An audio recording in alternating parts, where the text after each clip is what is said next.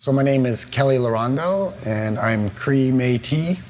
I also have a native name, which is Mathias, which means little swallow, which was given to me by my great-grandmother.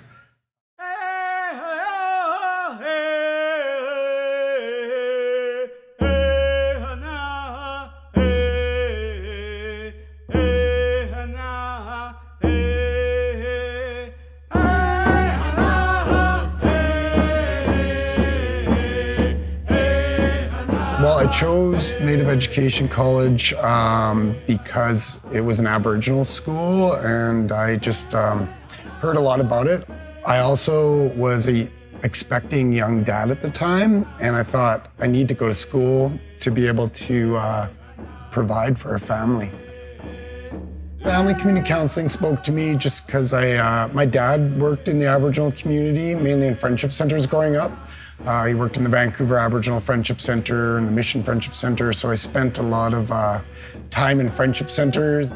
Back in 2000 when I went here, we had an amazing teacher named Charlotte. She was, I believe she was an English lady, but she was so passionate about the students here. And we called her our tormentor instead of mentor, but she meant well, and she really pushed us. And Native Education Center is the only place I ever got straight A's. Currently I'm the Executive Director of Métis Community Service Society of BC in Kelowna, and we work with Métis children and families.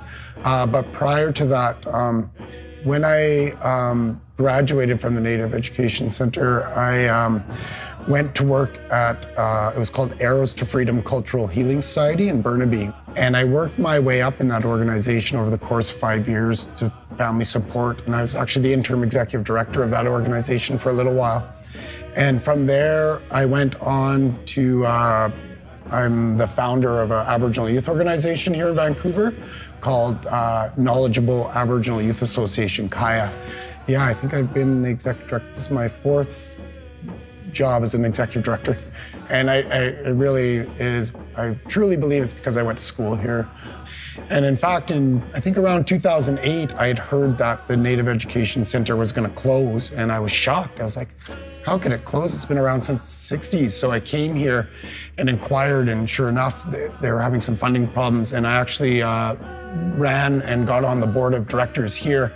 And a funny story is just down the road here at the Vancouver Community College, they were building like a $50 million technical center, and there was going to be a big press release with the premier.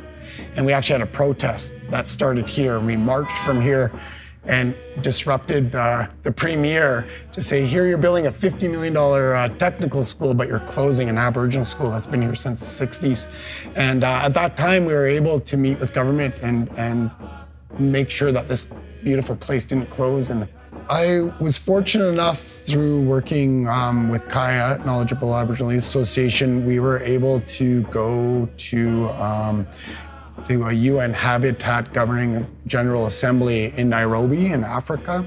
And I also got to go to New York to the UN and speak around youth engagement, mainly Indigenous youth engagement.